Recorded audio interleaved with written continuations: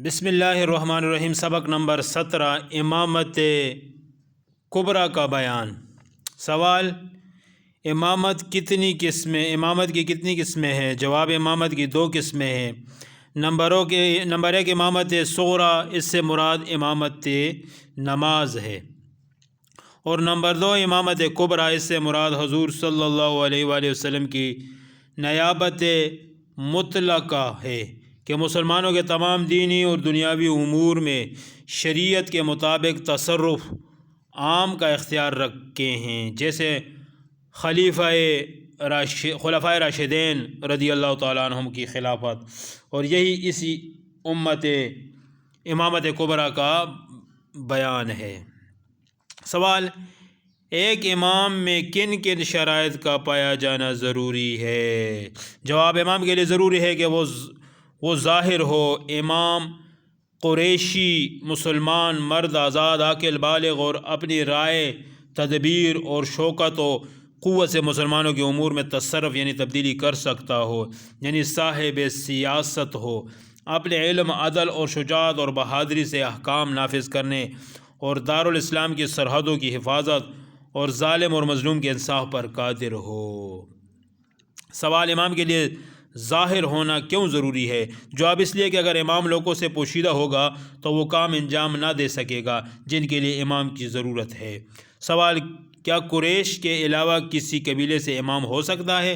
جواب: قریش کے علاوہ کسی کی امامت جائز نہیں ہے۔ سوال: ایک امام کے ذمے کیا کیا چیزیں لازم ہے؟ جواب: مسلمانوں کے لیے ایک ایسا امام ضروری ہے جو ان میں شرع کے احکام جاری کرے، حدیں قائم کرے، لشکر ترتیب دے، صدقات وصول کرے، چوروں لٹیروں حملہ آوروں کو مغلوب کرے، جمعہ اور عیدین قائم کرے، مسلمانوں کے جھگڑے کاٹے، حقوق پر جو گواہیاں قائم ہو وہ قبول کرے، ان بے کس یتیموں کے نکاح کرے جن کے والی نہ رہیں ہوں، اور ان کے سوا اور کام انجام دے جن کو ہر ایک آدمی انجام نہیں دے سکتا۔ سوال: امام کی اطاعت کے بارے میں کیا حکم ہے؟ جواب: امام کی اطاعت مطلقاً ہر مسلمان پر فرض ہے جبکہ اس کا حکم شریعت کے خلاف نہ ہو۔ خلاف شرع حکم میں کسی کی اطاعت جائز نہیں۔ سبق نمبر 18 عشرہ مبشرہ اور دیگر صحابہ کرام کا بیان۔ سوال: عشرہ مبشرہ کسے کہتے ہیں؟ جواب: حضور علیہ الصلوۃ والسلام کے وہ 10 اصحاب جن کے جنتی ہونے کی دنیا میں خبر دی گئی، انہیں عشرہ مبشرہ کہتے ہیں۔ سوال: یہ 10 صحابہ کرام علیہم الرضوان کون ہے؟ جواب: ان میں 4 تو یہی خلفائے راشدین رضی اللہ تعالیٰ عنہم، یعنی حضرت صدیق اکبر رضی اللہ تعالیٰ عنہ، حضرت فاروق اعظم اور حضرت عثمان غنی اور حضرت علی المرتضیٰ رضی اللہ تعالیٰ عنہم ہیں۔ ان کے علاوہ باقی حضرات کے اسماء گرامی یہ ہے: حضرت طلحہ، حضرت زبیر، حضرت عبد الرحمن بن عوف، حضرت سعد بن ابی وقاص، حضرت سعد بن زید، حضرت ابو عبیدہ بن جراح رضی اللہ تعالیٰ علیہم اجمعین۔ سوال: کہ عشرہ مبشرہ رضی اللہ تعالیٰ عنہما کے علاوہ بھی کسی کو جنت کی بشارت دی گئی؟ جواب: جی ہاں، احادیث مبارکہ میں بعض صحابہ کرام علیہم الرضوان کو بھی جنت کی بشارت دی گئی۔ چنانچہ خاتون جنت حضرت فاطمہ زہرا رضی اللہ تعالیٰ عنہ کے حق میں وارد ہے کہ وہ جنت کی بیویوں کی سردار ہے۔ حضرت امام حسن اور امام حسین رضی اللہ تعالیٰ عنہ کے حق میں وارد ہے کہ وہ جنت کے جوانوں کے سردار ہیں۔ اس طرح اصحاب بدر اور اصحاب بیت الرضوان کے حق میں بھی جنت کی بشارتیں ہیں، اور عمومی طور پر تمام صحابہ سے ہی جنت کا وعدہ کیا گیا۔ سوال: اصحاب بدر رضی اللہ تعالیٰ عنہم سے کون سے مراد ہے؟ جواب: وہ صحابہ کرام رضی اللہ تعالیٰ عنہم جو 2 ہجری میں بدر کے مقام پر کفار مکہ کے خلاف اسلام کی سب سے پہلی لڑائی میں عشرہ مبشرہ حضور صلی اللہ علیہ وسلم کے وہ 10 اصحاب جن کے جنتی ہونے کی دنیا میں خبر دی گئی تھی۔ نمبر 1 حضرت ابوبکر صدیق، حضرت صدیق اکبر۔ نمبر 2 حضرت عمر فاروق اعظم۔ نمبر 3 حضرت عثمان غنی۔ نمبر 4 حضرت علی المرتضیٰ۔ نمبر 5 حضرت طلحہ۔ نمبر 6 حضرت زبیر۔ نمبر 7 حضرت عبد الرحمن بن عوف۔ نمبر 8 حضرت سعد بن ابی وقاص۔ نمبر 9 حضرت سعد بن زید۔ 10 حضرت عبیدہ بن جراح رضی اللہ تعالیٰ علیہم اجمعین شریک ہوئے، اصحاب بدر کہلاتے ہیں، اور ان کی تعداد 313 تھی۔ سوال: اصحاب بیت الرضوان رضی اللہ تعالیٰ عنہم کون ہے؟ جواب، ان سے مراد وہ صحابہ کرام رضی اللہ تعالیٰ عنہم ہیں جنہوں نے 6 ہجری میں حدیبیہ کے مقام پر آقا صلی اللہ علیہ وآلہ وسلم کے دست مبارک پر کفار مکہ کے خلاف مر مٹنے کے لیے بیعت کی، اور اللہ کریم نے اس پر انہیں اپنی رضا کی خوشخبری دی، اور ان کی تعداد 1400 تھی۔ سوال، صحابہ کرام علیہم رضوان کے بارے میں ایک مسلمان کو کیسا عقیدہ رکھنا چاہیے؟ جواب، حضور نبی کریم صلی اللہ علیہ وسلم کے تمام صحابہ رضی اللہ تعالی عنہم متقی و پرہیزگار ہیں، ان کا ذکر ادب، محبت اور توقیر کے ساتھ لازم ہے۔ تمام صحابہ کرام رضی اللہ تعالی عنہم جنتی ہے، روز محشر فرشتے ان کا استقبال کریں گے۔ سوال، کسی صحابی رضی اللہ تعالیٰ عنہ کے بارے میں زبان درازی کرنے کے بارے میں کیا حکم ہے؟ جواب، کسی صحابی رضی اللہ تعالیٰ عنہ سے بدعقیدگی یا کسی کی شان میں بدگوئی کرنا انتہائی درجے کی بد نصیبی اور گمراہی ہے۔ وہ فرقہ نہایت بدبخت اور بددین ہے جو صحابہ رضی اللہ تعالیٰ عنہ پر لعن طعن یعنی برا بھلا کہنے کو اپنا مذہب بنائے، ان کی دشمنی کو ثواب کا ذریعہ سمجھے۔ صحابہ کرام رضی اللہ تعالیٰ عنہ کی بڑی شان ہے، ان کی تکلیف سے حضور صلی اللہ علیہ وسلم کو ایذا ہوتی ہے۔ سبق نمبر 19، مشاجرات صحابہ کا بیان۔ صحابہ کرام علیہم رضوان نبی کریم صلی اللہ علیہ وسلم کے سچے جانثار اور مخلص اطاعت گزار تھے۔ اللہ نے انہیں نہ صرف بے شمار عظمتوں اور رفعتوں سے نوازا بلکہ ہر ایک سے بھلائی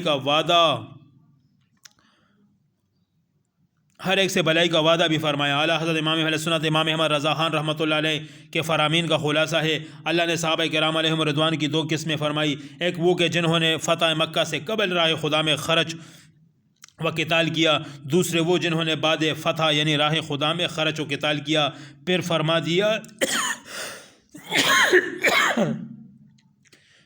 دیا کہ دونوں فریقوں سے اللہ نے بھلائی کا وعدہ فرمایا ہے، اور ساتھ ہی فرما دیا کہ اللہ کو تمہارے کاموں کی خوب خبر ہے کہ تم کیا کیا کرنے والے ہو، اس کے باوجود اس نے تم سب سے حسنہ یعنی بھلائی کا وعدہ فرمایا ہے۔ جہاں قرآن عظیم نے ان بے باکوں، بے ادبوں، ناپاکوں کے منہ میں پتھر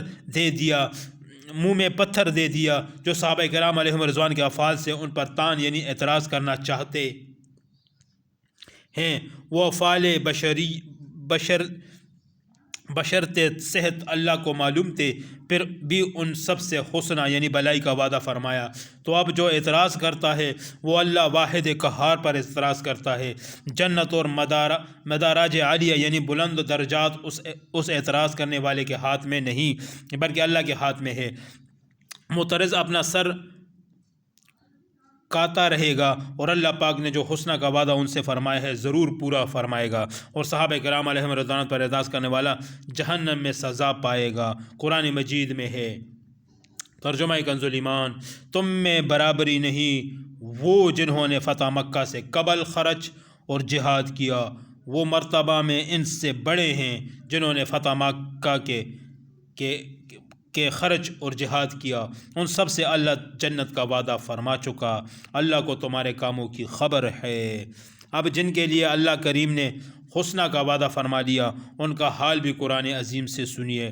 ترجمہ کنز ایمان، بے شک وہ جن کے لیے ہمارا وعدہ بھلائی کا ہو چکا وہ جہنم سے دور رکھے گئے ہیں، اور اس کی بینک ہلکی سی آواز بھی نہ سنیں گے، اور وہ اپنی من مانتی خوشیوں میں ہمیشہ رہیں گے، انہیں غم میں نہ ڈالے گی وہ سب سے بڑی گھبراہٹ، اور فرشتے ان کی پیشوائی کو آئیں گے کہ یہ ہے تمہارا وہ دن جس کا تم سے وعدہ تھا۔ یہ ہے نبی کریم صلی اللہ علیہ وسلم کے تمام صحابہ کرام علیہم رضوان کے لیے قرآن کریم کی شہادت۔ امیر المومنین مولا المسلمین علی المرتضیٰ مشکل کشا رضی اللہ تعالیٰ عنہ قسم اول میں داخل ہے، جن کو فرمایا اولئک اعظم درجات، ان کے مرتبے قسم دوم والوں سے بڑے ہیں، اور امیر معاویہ رضی اللہ تعالیٰ عنہ قسم دوم میں ہے، اور حسنہ کا وعدہ اور یہ تمام بشارتیں سب کو شامل ہے۔ سوال، صحابہ کرام رضی اللہ تعالیٰ عنہم اجمعین کی مشاجرات یعنی آپسی ناراضگیوں کے بارے میں جو باتیں منقول ہے وہ کس قدر درست ہیں۔ جواب امام اہل سنت رحمۃ اللہ علیہ کے بیان کا خلاصہ، مشاجرات صحابہ میں سیرت اور تاریخ کی بے سروپا حکایت قطعاً مردود ہے۔ آج کل کے بد مذہب مریض القلب منافق ان سیرت و تاریخ کی بے تکی روایات سے حضرات عالیہ خلفائے راشدین، ام المومنین سیدنا عائشہ صدیقہ، سیدنا طلحہ، حضرت سیدنا زبیر، سیدنا معاویہ، سیدنا عمر بن حاص اور سیدنا مغیرہ بن شعبہ رضی اللہ تعالیٰ عنہ اجمعین نیز اہل بیت اور صحابہ رضی اللہ تعالیٰ عنہ کے متعلق مردود الزامات اور ان کے باہمی مشاجرات میں ایسے فضول اور بیہودہ حکایات جن میں اکثر تو سرے سے جھوٹی اور بے بنیاد ہے، بہت سی خود ساختہ نازیبہ عبارات روافظ چانٹ لاتے ہیں اور ان عبارات کے ذریعے قرآن عظیم، ارشادات مصطفیٰ صلی اللہ علیہ وسلم، اجماع امت اور جلیل القدر ائمہ کرام کا مقابلہ کرنا چاہتے ہیں۔ بے علم لوگ انہیں سن کر پریشان ہوتے ہیں یا جواب دینے کی فکر میں پڑ جاتے ہیں۔ ان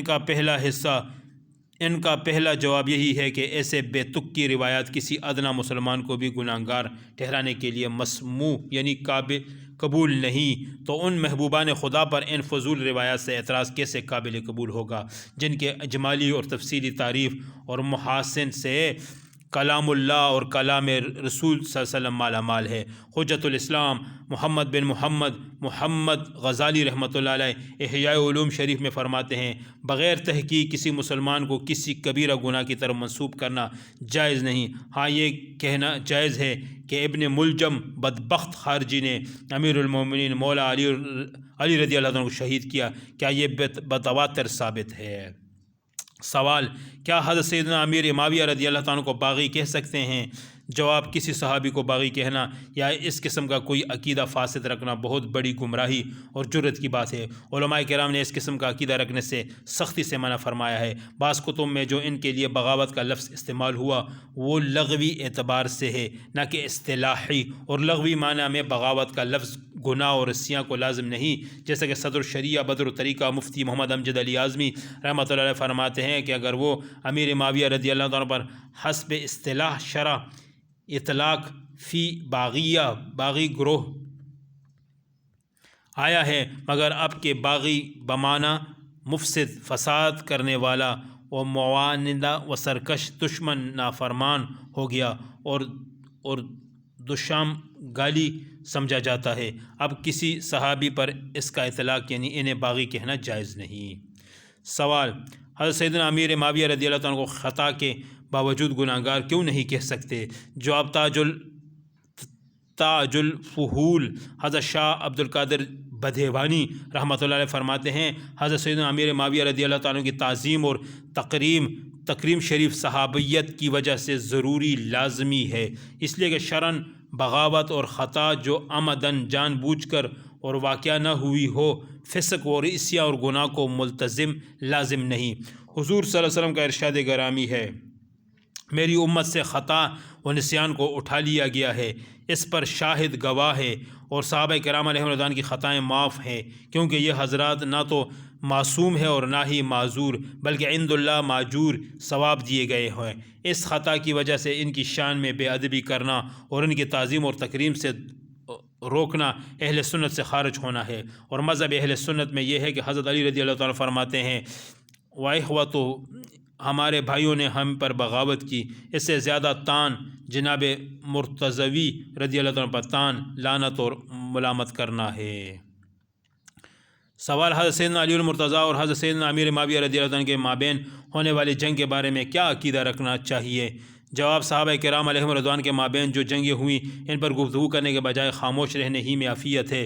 اگر صحابہ کرام علیہم رضوان کے بارے میں بدگمانی پیدا ہوئی تو اس کا بھی حساب لیا جائے گا۔ نیز حضرت سیدنا امیر معاویہ رضی اللہ تعالیٰ نے امیر المومنین حضرت سیدنا علی المرتضیٰ رضی اللہ تعالیٰ سے جو جنگیں لڑی اور امیر المومنین حضرت سیدنا عثمان غنی رضی اللہ عنہ کے قصاص کے طلب کے لیے تھی، نہ کہ حصول غفلت کے لیے، اور نہ ہی حضرت سیدنا امیر معاویہ رضی اللہ تعالیٰ اپنے آپ کو حضرت سیدنا علی المرتضیٰ رضی اللہ عنہ بہتر سمجھتے تھے، جیسا کہ تاج الفحول حضرت سیدنا عبد القادر جیلانی بدھوانی رحمۃ اللہ علیہ فرماتے ہیں کہ اس بات کا اعتقاد رکھنا بھی واجب ہے کہ وہ عند اللہ معجور ہے، یعنی انہیں بارگاہ الہی سے اجر دیا جائے گا، اور یہ باتفاق اہل سنت تمام صحابہ عادل و منصف انصاف کرنے والے ہیں جو ان فتنوں میں شریک ہوئے یا کنارہ کش رہے، ان کے تمام جھگڑوں اور اجتہادات پر محمول کیا جائے، ورنہ ان کے بارے میں برے گمان کا حساب لیا جائے گا، اس لیے کہ ان امور کا منشا مقصد ان حضرات پر عیب جوئی کرنا ہے، اور یہ بات بھی ہے کہ ہر مجتہد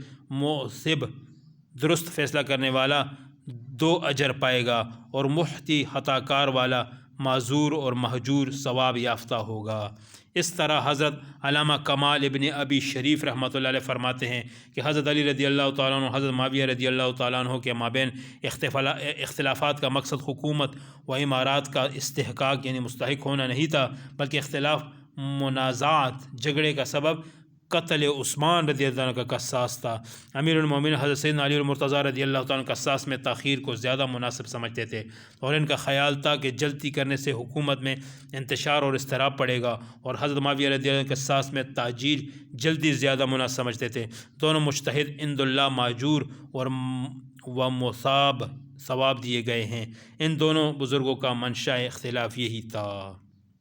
سوال صحابہ کرام رضی اللہ عنہ کے بارے میں کوئی حل کی بات ہمارے علم میں آئے تو ہمیں کیا کرنا چاہیے؟ جواب: اگر کوئی ایسی چیز ہمارے علم میں آئے جس سے صحابہ کرام رضی اللہ تعالیٰ علیہم اجمعین کی عدل ہونے پر عیب لگ رہا ہو تو ہمیں چاہیے کہ ہم ان کی صحبت رسول کو یاد کریں، اور بعض سیرت نگاروں نے جو لکھا ہے وہ قابل التفات نہیں ہے، اس لیے وہ روایات صحیح نہیں ہے، اور اگر صحیح بھی ہو تو ان کے معقول تعویل بھی ہو سکتی ہے۔ یہ مقام غور ہے کہ یہ کیسے جائز ہو سکتا ہے کہ ہم اپنے دین کے حاملین یعنی رسول اللہ صلی اللہ علیہ وسلم سے دین لے کر ہم تک پہنچانے والوں پر تان کریں۔ ہمیں رسول اللہ صلی اللہ علیہ وسلم نے جو کچھ بھی ملا ان کے واسطے اور ذریعے سے ملا، تو جس نے صحابہ کرام علیہم الرضوان پر تان اور تشنیع، لعنت اور بری بات کی، گویا کہ اس نے خود اپنے دین پر تان اور تشنیع کی۔ صرف حضرت معاویہ رضی اللہ تعالیٰ عنہ اور حضرت عمر بن عاص رضی اللہ تعالیٰ عنہ کے بارے میں نہیں بلکہ تمام صحابہ کرام علیہم الرضوان کے بارے میں زبان تان اور تشنیع دراز نہ کی جائے۔ سوال: کیا حضرت امیر معاویہ رضی اللہ تعالیٰ عنہ نے حضرت سیدنا سعد بن ابی وقاص رضی اللہ تعالیٰ عنہ کو حکم دیا کہ وہ معاذ اللہ حضرت سیدنا علی المرتضیٰ رضی اللہ عنہ کو گالیاں دیں؟ جواب: مفسرین قرآن حکیم الامت مفتی احمد یار خان نعیمی رحمۃ اللہ علیہ فرماتے ہیں کہ حضرت سیدنا امیر معاویہ رضی اللہ تعالیٰ عنہ نے حضرت سیدنا سعد رضی اللہ تعالیٰ عنہ کو حضرت سیدنا علی رضی اللہ تعالیٰ عنہ کو گالی دینے کا حکم نہ دیا، بلکہ وجہ پوچھی کہ تم علی مرتضیٰ کو کوئی غلطی یا خطا کیوں نہیں بیان کرتے؟ تو منشا یہ تھا کہ حضرت سعد رضی اللہ تعالیٰ عنہ حضرت علی رضی اللہ عنہ کے فضائل بیان کریں، اور حضرت علی رضی اللہ تعالیٰ عنہ کو برا کہنے والے لوگ سنیں اور آئندہ اس سے باز رہے۔ اس لیے حضرت سعد رضی اللہ تعالیٰ عنہ نے جب حضرت علی رضی اللہ عنہ کے فضائل بیان کیے تو آپ خاموش رہے۔ اگر برا کہلوانا مقصود ہوتا تو کچھ عیب سچے جھوٹے بنا کر آپ ہی بیان کر دیتے، مگر آپ نے ایسا نہ کیا۔ معلوم ہوا کہ حضرت سیدنا امیر معاویہ رضی اللہ تعالیٰ عنہ کے دل میں حضرت سیدنا علی المرتضیٰ رضی اللہ تعالیٰ عنہ کے خلاف کوئی بغاوت و کینہ نہ تھا، ورنہ آپ حضرت سیدنا علی رضی اللہ تعالیٰ عنہ کے فضائل سننا پسند نہ فرماتے۔ تو جب صحابہ کرام علیہم الرضوان آپس میں ایک دوسرے کے خلاف کوئی بدگمانی نہیں کرتے تھے تو ہمارے کیا مجال کہ ہم کسی صحابی کے بارے میں بدگمانی کرے۔ باقی رہی بات حضرت سیدنا امیر معاویہ رضی اللہ تعالیٰ عنہ کی، تو وہ حضرت سیدنا علی رضی اللہ تعالیٰ عنہ سے بے پناہ محبت فرماتے، اس لیے بارہا آپ نے اپنے دربار میں حضرت سیدنا علی رضی اللہ تعالیٰ عنہ کے فضائل سننے کی فرمائش کی۔ بعض اوقات یہ فضائل خود بھی سنتے اور لوگوں کو بھی سناتے۔ چنانچہ ایک مرتبہ حضرت سیدنا امیر معاویہ رضی اللہ تعالیٰ عنہ حضرت سیدنا سعد بن ابی وقاص رضی اللہ عنہ سے فرمایا: ابو تراب، حضرت سیدنا علی رضی اللہ تعالیٰ عنہ کو برا بلا کہنے سے تمہیں کس بات نے روک رکھا ہے؟ انہوں نے کی وہ 3 باتیں جو نبی کریم صلی اللہ علیہ وسلم نے حضرت سیدنا علی رضی اللہ تعالیٰ عنہ کے بارے میں ارشاد فرمائی تھی۔ جب تک مجھے وہ یاد ہے میں ہرگز انہیں برا نہیں کہوں گا، کیونکہ ان میں سے ہر ایک مجھے سرخ اونٹوں سے بھی زیادہ پسند ہے۔ ایک غزوے میں نبی کریم صلی اللہ علیہ وسلم نے حضرت سیدنا علی رضی اللہ تعالیٰ عنہ کو اپنا نائب بنا کر بھیجا، پیچھے روک دیا، جنگ میں شریک نہ کیا۔ تو حضرت سیدنا علی رضی اللہ تعالیٰ نے عرض کی: یا رسول اللہ صلی اللہ علیہ وسلم، آپ مجھے عورتوں اور بچوں کے پاس چھوڑ کر جا رہے ہیں۔ نبی کریم صلی اللہ علیہ وسلم نے فرمایا کیا تم اس بات پر راضی نہیں کہ جو مقام حضرت ہارون علیہ السلام کا حضرت موسیٰ علیہ السلام کے لیے تھا تمہارا میرے نزدیک بھی وہی مقام ہے، مگر یہ کہ میرے بعد کوئی نبی نہیں آئے گا۔ اور میں نے غزوہ خیبر کے دن نبی کریم صلی اللہ علیہ وسلم کو یہ فرماتے سنا، میں یہ جھنڈا اس شخص کو دوں گا جو اللہ پاک اور اس کے رسول صلی اللہ علیہ وسلم سے محبت رکھتا ہے اور اللہ کریم اور اس کا رسول بھی اس سے محبت رکھتے ہیں۔ وہ فرماتے ہیں کہ میرا انتظار طویل ہو گیا تو نبی کریم صلی اللہ علیہ وسلم نے فرمایا علی کو میرے پاس لاؤ۔ ان کو بلایا گیا، حالانکہ ان کی آنکھوں میں تکلیف تھی۔ نبی کریم صلی اللہ علیہ وسلم نے ان کی آنکھوں میں لعاب دہن ڈالا اور جھنڈا آپ رضی اللہ عنہ کو عنایت فرمایا، پس اللہ کریم نے ان کے ہاتھوں پر فتح عطا فرمائی۔ جب یہ آیت کریمہ مبارکہ نازل ہوئی تو نبی کریم صلی اللہ علیہ وسلم نے حضرت سیدنا علی، فاطمہ اور حسن و حسین رضی اللہ عنہ کو بلایا اور فرمایا اے اللہ پاک یہ میرے اہل ہیں، اللہ پاک ہمیں تمام گمراہوں اور شیطانی وساوسوں اور گمراہوں سے محفوظ فرما، آمین۔ حضرت ابو سفیان کا مختصر تعارف۔ حضرت ابو سفیان کا مختصر تعارف۔ سوال، حضرت سیدنا امیر معاویہ اور ان کے والد محترم کا مختصر تعارف بیان کر دیجیے۔ جواب، حضرت امیر معاویہ کے والد محترم کا نام حضرت ابو سفیان رضی اللہ تعالیٰ عنہ ہے۔ وہ صحابی رسول ہے۔ وہ فتح مکہ کے دن اسلام لائے۔ رسول اللہ صلی اللہ علیہ وسلم نے ان کے گھر کو دارالامان یعنی امن کا گھر فرمایا۔ غزوہ طائف میں ایک آنکھ اور جنگ یرموک میں دوسری آنکھ شہید ہوئی۔ حضرت ابو سفیان رضی اللہ عنہ کی بیٹی ام حبیبہ رضی اللہ عنہ کا نکاح رسول صلی اللہ علیہ وسلم سے ہوا۔ آپ رضی اللہ عنہ کا نماز جنازہ آپ کے بیٹے حضرت امیر معاویہ رضی اللہ تعالیٰ عنہ نے پڑھایا۔ حضرت امیر معاویہ کا مختصر تعارف۔ جواب، صحابی رسول، کاتب وحی اور اسلام میں پہلے بادشاہ ہیں۔ حضرت امیر معاویہ رضی اللہ عنہ کو خلافت کس نے دی؟ جواب، نواس رسول شہزادہ علی المرتضیٰ حضرت امام حسن رضی اللہ عنہ نے۔ جواب، رسول اللہ صلی اللہ علیہ وسلم نے حضرت امیر معاویہ رضی اللہ عنہ کے بارے میں کیا فرمایا؟ جواب، رسول اللہ صلی اللہ علیہ وسلم نے فرمایا اے اللہ انہیں ہادی ہدایت دینے والا، مہدی ہدایت یافتہ بنا دے اور ان کے ذریعے سے لوگوں کو ہدایت دے۔ فرمایا ابھی تمہارے درمیان ایک شخص آئے گا وہ جنتی ہے، تو اتنے میں حضرت معاویہ رضی اللہ تعالیٰ عنہ داخل ہوئے۔ سوال، کیا آپ رضی اللہ تعالیٰ عنہ حضرت مولا علی رضی اللہ عنہ سے محبت کرتے تھے؟ جواب، جی ہاں۔ ایک مرتبہ حضرت علی رضی اللہ تعالیٰ عنہ کی بارگاہ رسالت میں حاضر ہوئے تو نبی کریم صلی اللہ علیہ وسلم نے حضرت امیر معاویہ رضی اللہ عنہ سے فرمایا اے معاویہ کیا تم علی سے محبت کرتے ہو؟ انہوں نے عرض کی اس ذات کی قسم جس کے سوا کوئی معبود نہیں، میں اللہ پاک کے لیے ان سے بہت محبت کرتا ہوں۔ نبی پاک صلی اللہ علیہ وسلم نے فرمایا بے شک عن قریب تم دونوں کے درمیان آزمائش ہوگی۔ امیر معاویہ رضی اللہ تعالیٰ نے عرض کی یا رسول اللہ اس کے بعد کیا ہوگا؟ نبی کریم صلی اللہ علیہ وسلم نے فرمایا اللہ پاک کی معافی، اس کی رضامندی اور جنت میں داخلہ۔ حضرت امیر معاویہ رضی اللہ تعالیٰ نے عرض کی ہم اللہ پاک کے فیصلے پر راضی ہیں۔ سوال، آپ رضی اللہ عنہ کی وفات کب ہوئی؟ جواب، آپ رضی اللہ عنہ کی وفات بروز جمعرات 22 رجب 60 ہجری میں ملک شام کے مشہور شہر دمشق میں ہوئی۔ اس وقت آپ کی عمر 78 سال کی تھی۔ مزار دمشق میں باب الصغیر کے پاس ہے۔ سوال، حضرت امیر معاویہ رضی اللہ عنہ کے کفن میں کیا کیا تبرکات تھے؟ جواب، آپ رضی اللہ عنہ کے پاس رسول اللہ صلی اللہ علیہ وسلم کا کرتا مبارک، ایک تہبند شریف، ایک چادر پاک، ناخن شریف، چند موئے مبارک یعنی بال شریف تھے۔ آپ رضی اللہ عنہ وفات کے وقت وصیت کی کہ ان مقدس کپڑوں میں مجھے کفن دیا جائے، ناخن شریف اور موئے مبارک میرے منہ اور ناک پر رکھ دیے جائے اور میرے سینے پر پھیلا دیے جائے اور پھر مجھے ارحم الراحمین کے سپرد کر دیا جائے۔ سبق نمبر 20، قرآن مبین کا بیان۔ سوال، کیا دنیا میں اب کوئی آسمانی کتاب بھی ہے؟ جواب، جی ہاں، قرآن شریف۔ سوال، آسمانی کتاب سے کیا مطلب ہے؟ جواب، خدا کی کتاب۔ سوال، قرآن مجید کس چیز کا بیان ہے؟ قرآن مجید میں کس چیز کا بیان ہے؟ جواب، قرآن مجید میں سارے علوم ہے۔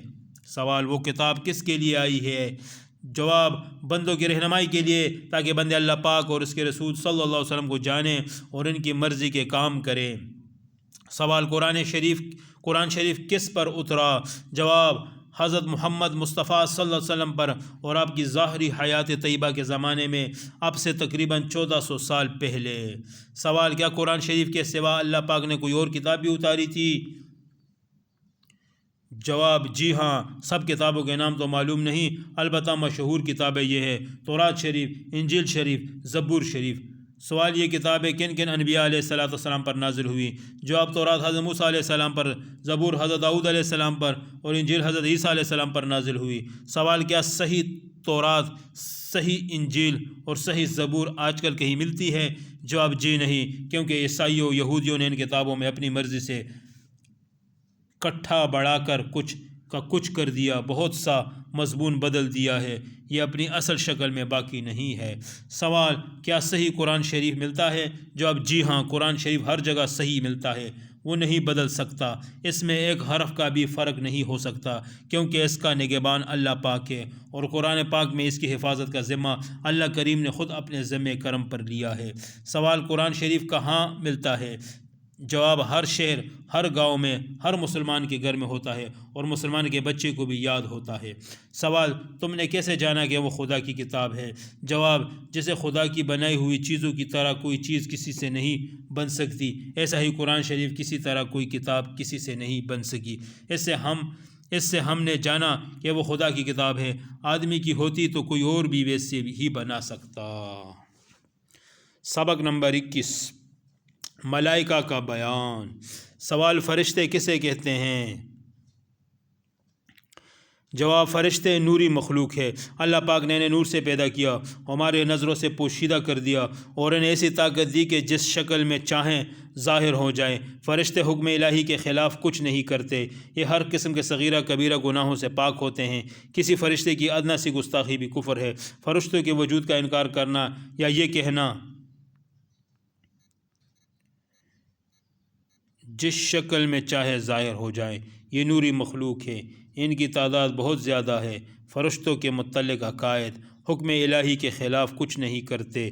انبیاء علیہ السلام انہیں ملاحظہ فرماتے ہیں، ان کو قبروں میں مردے بھی دیکھتے ہیں، ہر قسم کے گناہ سے پاک ہوتے ہیں، یہ عام انسان کو نظر نہیں آتے۔ ان کے وجود کا انکار کفر ہے، ان کی ادنیٰ سی گستاخی بھی کفر ہے۔ مشہور فرشتے جبرائیل، میکائیل، اسرافیل، عزرائیل علیہ السلام۔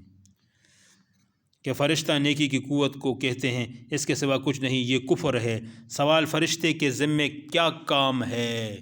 جواب، وہ جداگانہ کاموں پر مقرر ہے، بعض جنت پر، بعض دوزخ پر، بعض آدمیوں کو عمل لکھنے پر، بعض روزی پہنچانے پر، بعض پانی برسانے پر، بعض ماں کے پیٹ میں بچے کی صورت بنانے پر، بعض آدمیوں کی حفاظت پر، بعض روح قبض کرنے پر، بعض قبر میں سوال کرنے پر، بعض عذاب پر، بعض رسول اللہ صلی اللہ علیہ وسلم کے دربار میں مسلمانوں کے درود سلام پہنچانے پر، بعض انبیاء علیہ السلام کے پاس وحی لانے پر۔ سوال، ملائکہ کے پاس کس قدر طاقت ہوتی ہے؟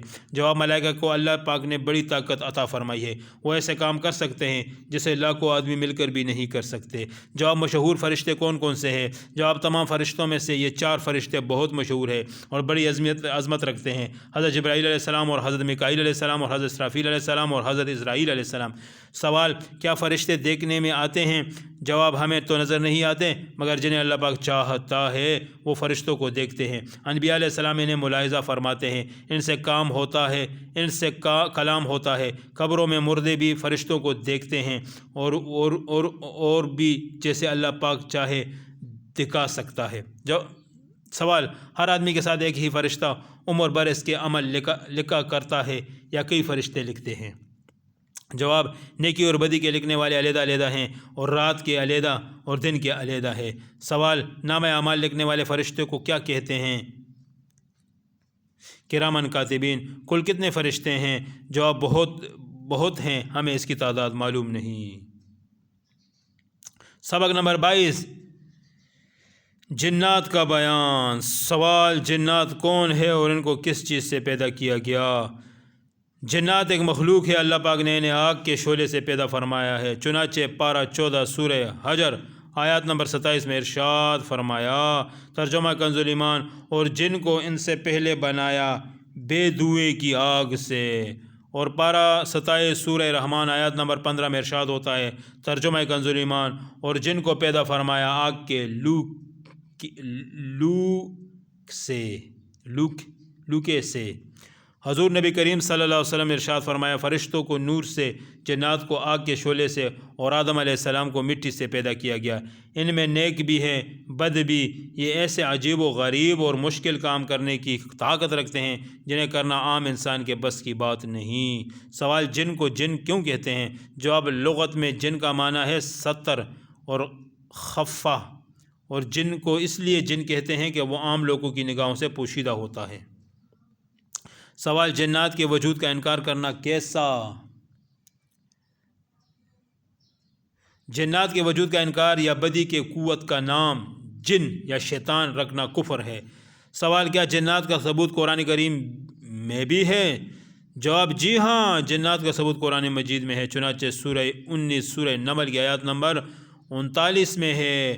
ترجمہ کنز ایمان، ایک بڑا خبیث جن بولا کہ وہ تخت حضور میں حاضر کر دوں گا قبل اس کے کہ حضور اجلاس برخاستہ کریں، اور میں بے شک اس پر قوت والا امانت دار ہوں۔ اللہ پاک نے انسانوں اور جنات میں سے پہلے کس کو پیدا فرمایا؟ جواب، جنوں کو انسانوں سے پہلے پیدا فرمایا۔ حضرت سیدنا آدم علیہ السلام کی تخلیق سے 2000 سال پہلے زمین پر جنات رہتے تھے۔ سوال، جنات کتنی تعداد میں ہیں؟ جواب، انسانوں کے مقابلے میں جنات کی تعداد 9 گنا ہے۔ برے جن کو کیا کہا جاتا ہے؟ برے جنات کو شیاطین کہا جاتا ہے۔ سوال، جنات سے حفاظت کے لیے قرآن پاک کی کن صورتوں اور آیاتوں کی تلاوت کی جائے؟ جواب، آیت الکرسی، یاسین شریف، سورہ مومنین کی آخری آیات، سورہ مومن کی ابتدائی آیات، سورہ بقرہ، سورہ آل عمران، سورہ اعراف، سورہ حشر کی آخری آیاتیں، سورہ اخلاص، سورہ فلق اور سورہ ناس۔ سوال، کیا انسان کی طرح جنات بھی شرعی احکام لاگو ہوتے ہیں؟ جنات پر شرعی احکام لاگو ہوتے ہیں؟ جواب، جی ہاں، جنات بھی شریعت مطہرہ کے پابند ہے۔ مسلمان جنات نماز پڑھتے، روزہ رکھتے، حج کرتے، تلاوت کرتے ہیں، اور انسانوں سے دینی علوم اور روایت حدیث حاصل کرتے ہیں، اگرچہ انسانوں کو پتہ نہ چلے۔ سوال، کیا جنات نے بھی رسول اللہ صلی اللہ علیہ وسلم کی ولادت کی خوشی منائی تھی؟ جواب، جی ہاں، جب حضور نبی کریم صلی اللہ علیہ وسلم کی ولادت بسعادت ہوئی تو جبل ابی قبیس اور حجون کے پہاڑ پر جن نے قسم کھا کر یہ ندا کی، انسانوں میں سے کسی عورت نے ایسا بچہ نہیں جنا جیسا فخر و صفات والا بچہ حضرت آمنہ رضی اللہ تعالیٰ عنہ نے جنا۔ سوال، مدینہ منورہ میں رسول اللہ صلی اللہ علیہ وسلم کی تشریف آوری کی خبر سب سے پہلے کس نے دی تھی؟ جواب، یہ خبر مدینہ منورہ میں سب سے پہلے ایک جن نے دی تھی۔ سوال، کون سے مسجد ہے جن کی تعمیر جنات سے کروائی گئی تھی؟ جواب، بیت المقدس، یروشلم۔ سوال، اللہ پاک نے جنات کو کس دن پیدا فرمایا؟ جواب، جمعرات کے دن۔ سوال، جنات کی کتنی قسمیں ہیں؟ حدیث پاک میں ہے کہ جنات کی 3 قسمیں ہیں۔ وہ نمبر 1 وہ جن کے پر ہوتے ہیں اور وہ ہوا میں اڑتے ہیں۔ نمبر 2 وہ جن جو سانپ اور کتے کی شکل میں ہوتے ہیں، اور نمبر 3 وہ جو سفر کرتے اور قیام کرتے ہیں۔ سوال، انسانوں کے ساتھ رہنے والے جن کو کیا کہتے ہیں؟ انسانوں کے ساتھ رہنے والے جن کو عامر کہتے ہیں۔ جنات کیا کھاتے ہیں؟ جنات کی خوراک ہڈی گوبر ہے، اور حدیث شریف میں ہے کہ جنات ہڈی پر گوشت اور گوبر میں دانے پاتے ہیں۔ جنات نماز کہاں پڑھتے ہیں؟ حدیث پاک میں ہے کہ تم لوگ زمین کے ہموار اور چٹیل حصوں پر قضائے حاجت نہ کرو، کیونکہ یہ جنات کی نماز پڑھنے کی جگہ ہے۔